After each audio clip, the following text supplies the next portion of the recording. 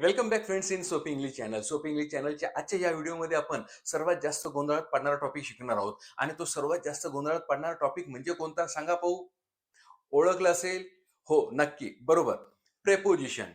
Preposition म्हणजे शब्दयोगी अव्यय. हा असा टॉपिक आहे की तो बऱ्याच विद्यार्थ्यांना चांगल्या प्रकारे गोंधळात पाडतो, की नेमक्या वेळेस कोणता प्रेपोजिशन वापरायचा. तर हाच गोंधळ दूर दूर करण्यासाठी आपण आजचा हा व्हिडिओ तयार केलेला आहे. परंतु तत्पूर्वी जर चॅनलवर तुम्ही नवीन आला असाल, तर चॅनलला सबस्क्राईब करा. व्हिडिओ आवडला तर नक्कीच लाईक करा आणि शेअर सुद्धा करा. तर प्रेपोजिशन म्हणजे शब्दयोगी अव्यय. आता शब्दयोगी अव्यय त्याच्या नावातच त्याचा अर्थ लपलेला आहे. शब्दांना जोडणारा अव्यय. आता शब्दांच्या जाती आपल्याला माहित आहेत. म्हणजेच पार्ट्स ऑफ स्पीच आपल्याला माहित आहे. Noun, pronoun, verb, adverb, adjective etcetera. म्हणजे शब्दाच्या हे ज्या 8 जाती आहेत.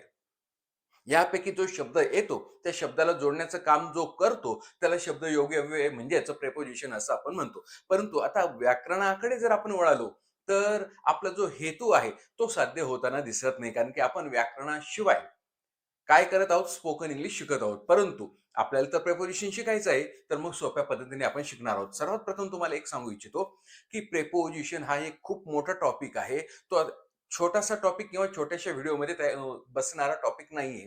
परंतु आपण थोडक्यात प्रेपोजिशनचे काही प्रकार आहेत ते बघूया. पहिला प्रकार प्रेपोजिशन ऑफ टाईम, दुसरा प्रकार प्रेपोजिशन ऑफ प्लेस, तिसरा प्रकार प्रेपोजिशन ऑफ मूव्हमेंट किंवा प्रेपोजिशन शोविंग मूव्हमेंट आणि चौथा प्रकार प्रेपोजिशन रिलेटेड टू वर्ब्स. आता चौथा जो प्रकार आहे प्रेपोजिशन रिलेटेड टू वर्ब्स, हा आपल्याला अभ्यासाअंतीच लक्षात येतो. कारण की त्याला कोणतेही नियम नाही. परंतु हे जे अगोदरचे जे 3 आहेत, preposition of time, preposition of place, preposition showing movement और प्रेपोजिशन ऑफ मूव्हमेंट, हे जे अगोदरचे 3 टॉपिक आहेत, हे सहजच अभ्यासून आपण ते पूर्ण करू शकतो. तर आजच्या या व्हिडिओमध्ये आपण प्रेपोजिशन ऑफ टाईम मधले सर्वात जास्त गोंधळात पाडणारे जे प्रेपोजिशन आहे, त्यांचा विचार करूया. आणि ते कोणते? At, in, on. मी तुम्हाला उदाहरण देतो. They arrived at 5 PM. They arrived on Friday. They arrived in January. आता बघा, मी जवळ-जवळ सगळ्या वाक्यांना सारखंच घेतलेलं आहे. फक्त काय बदल केला आहे? At, on, in. काय कारण आहे? तेच तर कारण आपल्याला समजून घ्यायचं आहे. तर सर्वात प्रथम हे जे प्रेपोजिशन आहे ॲट, ऑन, इन, हे प्लेसमध्ये सुद्धा असतात. परंतु आजच्या या व्हिडिओमध्ये आपण ॲट, ऑन, इन यांची चर्चा वेळेसंबंधी करत आहोत.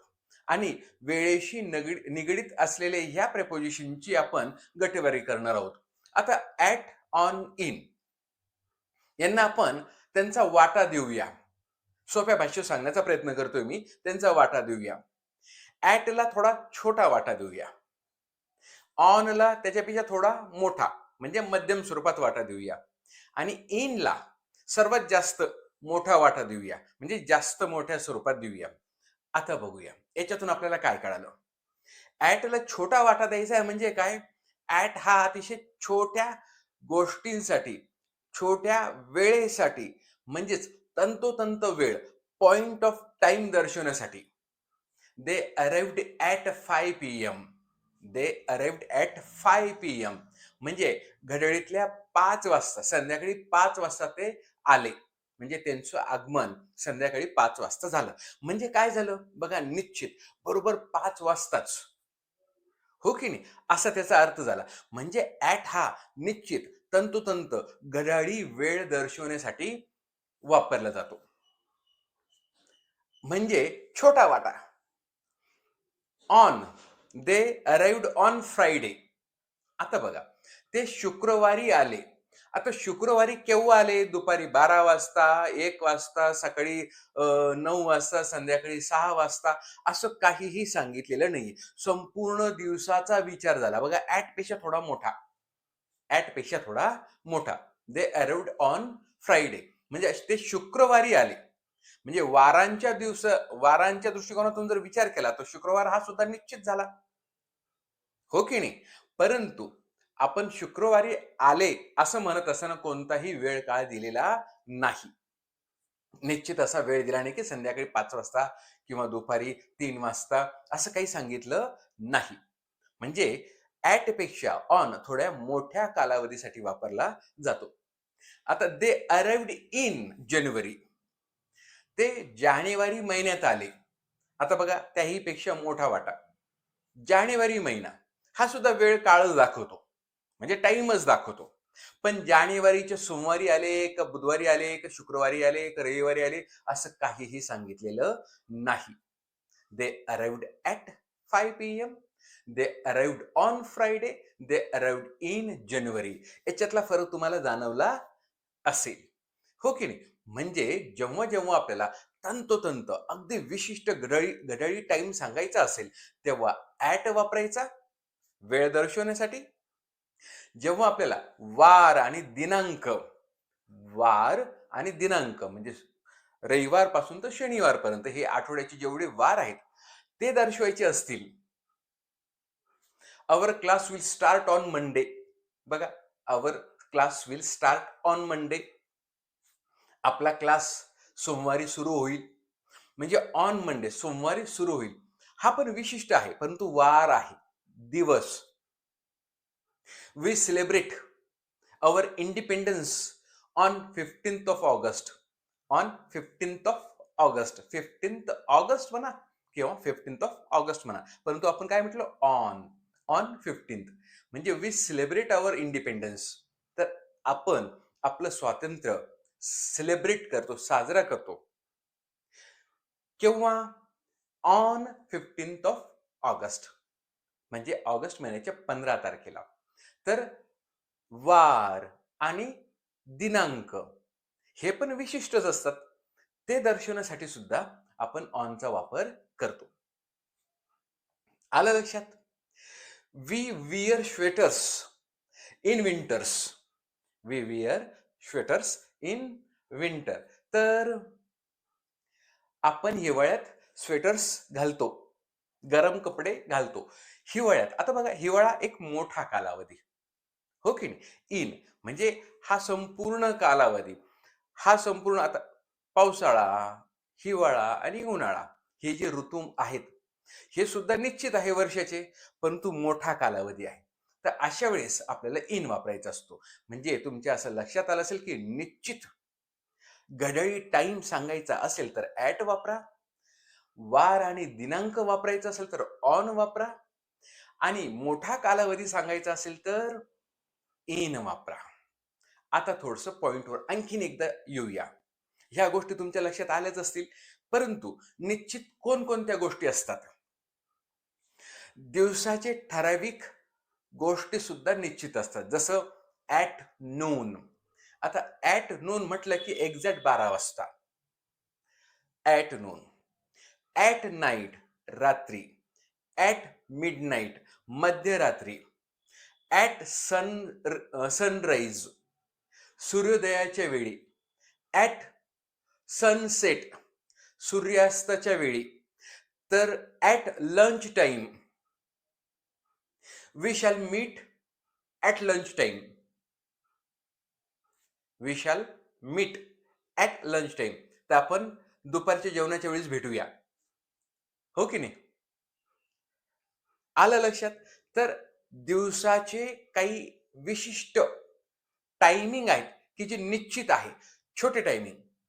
ते ठरलेले त्यांच्यासाठी आपण ॲट वापरायचा. लक्षात आलं असेल? आता दिवसाचे सुद्धा काही भाग डिवाइड झाले, म्हणजे काही प्रहर डिवाइड झालेले आहे.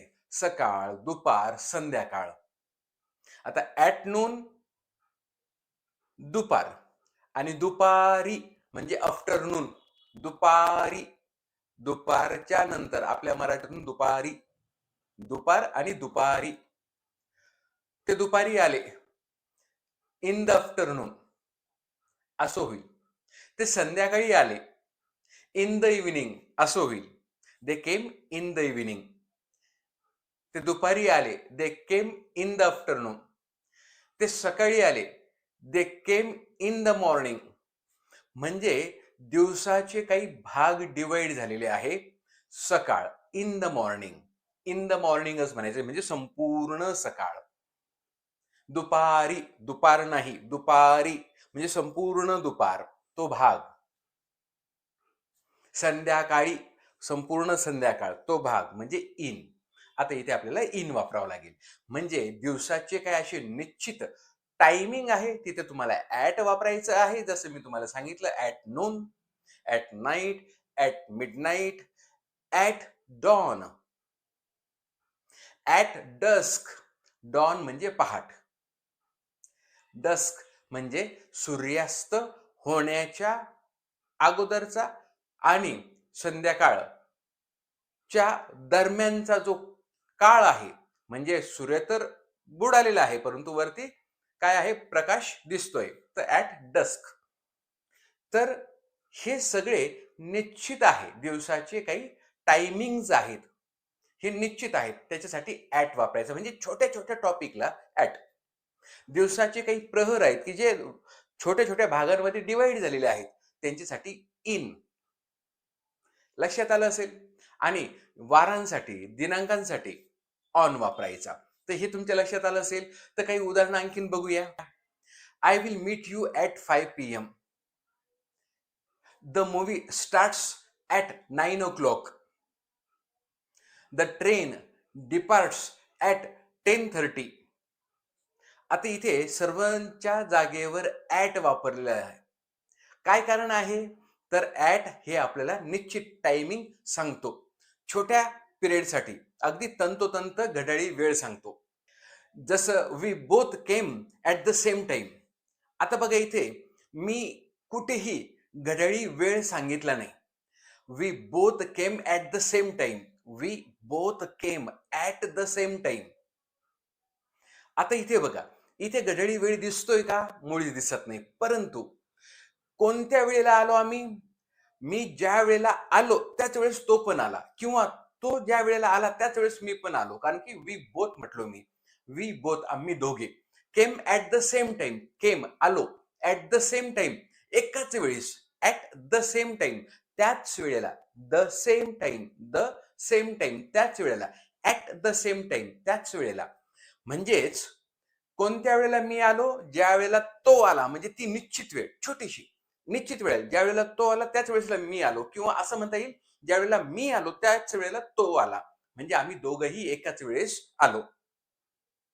Mister Kulkarni is busy at moment. Mister Kulkarni is busy at moment. आता इथे बघा, इथे कुठे घड्याळी वेळ दिसतोय? At moment.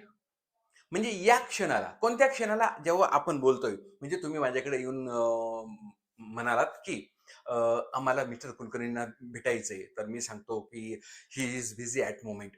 तर ते ह्या वेळेला म्हणजे काय, आत्ता ही निश्चित, आत्ता आपण एकमेकांना जी भेटतोय, बोलतो आहे, ही निश्चित वेळ.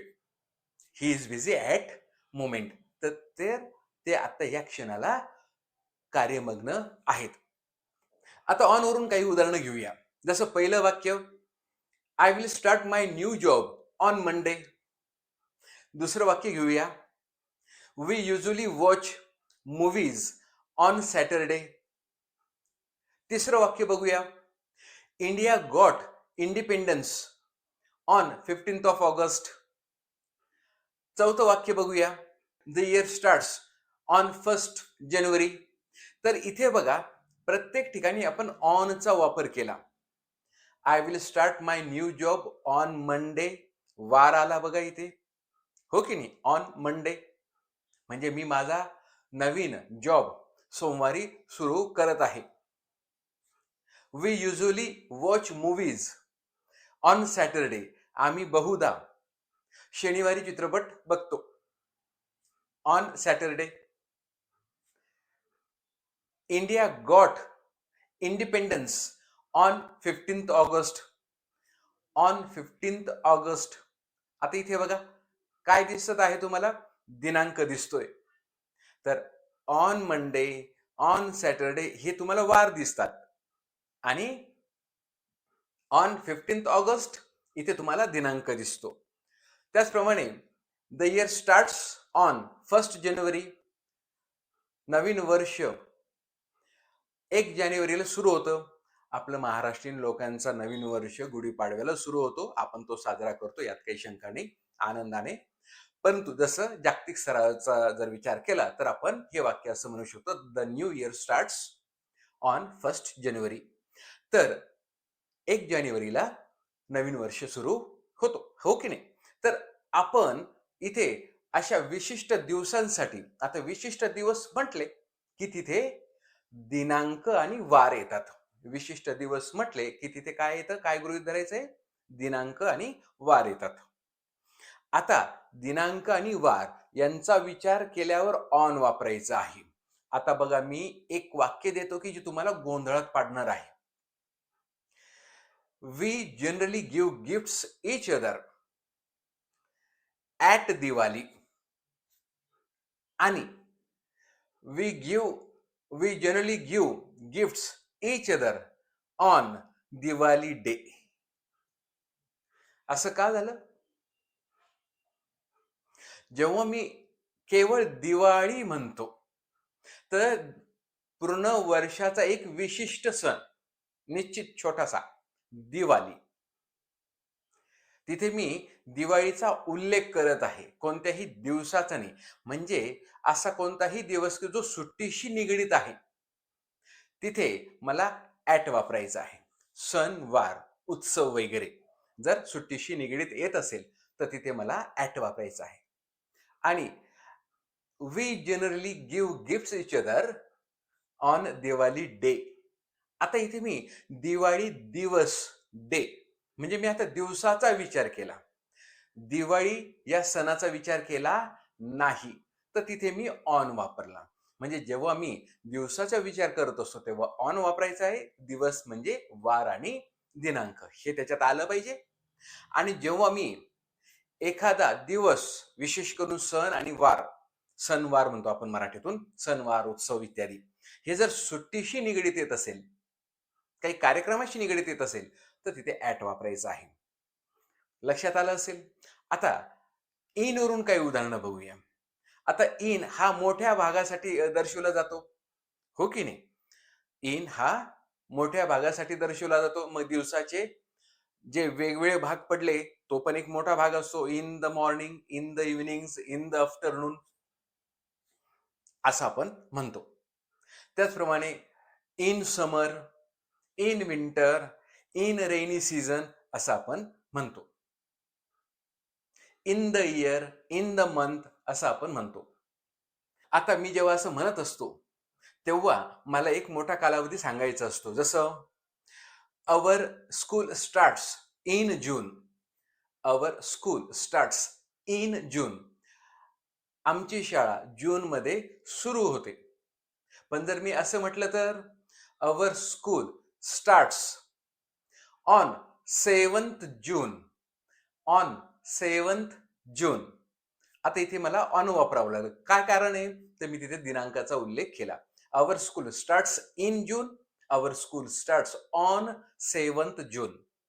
आता 15th जूनला जनरली सुरू होते, परंतु जे आमच्या काळातले असतील त्यांच्या लक्षात आलं असेल की मी 7th जून का म्हटलो. त्याचप्रमाणे I will complete my graduation in 2026. In 2026. तर मी 2026 ला माझं ग्रॅज्युएशन पूर्ण करेल. 2026 ला. इन संपूर्ण वर्षाचा मी इथे उल्लेख केला. तर अपेक्षा करतो की तुम्हाला ह्या व्हिडिओमधून ॲट, ऑन, इन हा टॉपिक चांगल्या प्रकारे समजला असेल. तर व्हिडिओ आवडला असेल तर नक्कीच लाईक करा, शेअर करा आणि हो, सबस्क्राईब करायला विसरू नका. नमस्कार.